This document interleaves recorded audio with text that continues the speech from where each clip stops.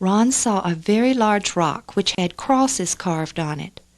About 10 feet in height, this stone had a hole on one end. Ron remembered seeing similar objects in an archaeology book that were anchor stones used on ancient ships in the Mediterranean Sea. But this one was many, many times larger. When their guide saw Ron's excitement at seeing this, he showed them several other similar stones in and around his village. Most of them had 8 crosses carved on them in the Byzantine and Crusader styles.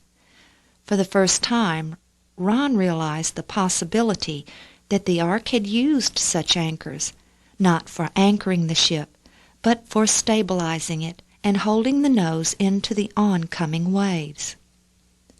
The crosses on these stones were of the style of ancient Christian Byzantines and Crusaders, who were well known for carving crosses on objects they associated with biblical events and places.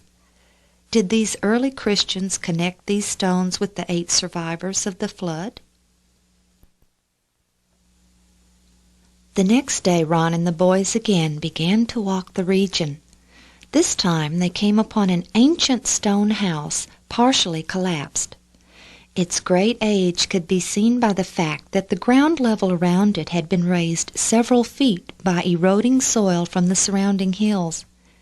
Extending out in all directions around the house was a system of stone fences, also almost buried with only their tops extending above the ground. But most interesting were the 2 stones sitting beside the house, one standing and one lying flat. These also had 8 crosses carved on their faces, but the crosses were carved on top of some earlier pictographs. There was what appeared to be an arch across the top, which Ron believes was a rainbow. Below this were 8 figures walking away from an ocean wave shape, above which sat a boat shape. On the stone lying on the ground, the second figure from the right was a woman. Her head was bowed and her eyes were closed. On the standing stone, both the first figure, which was a man, and the second figure, a woman, both had their eyes closed and their heads bowed. Ron drew an incredible conclusion. He believed these were possibly the tombstones marking Noah and his wife's graves. The wife, he concluded, had died first, and that is why only she was represented with her eyes closed on her stone. When Noah died, his eyes were shown as closed as well as were his wife's.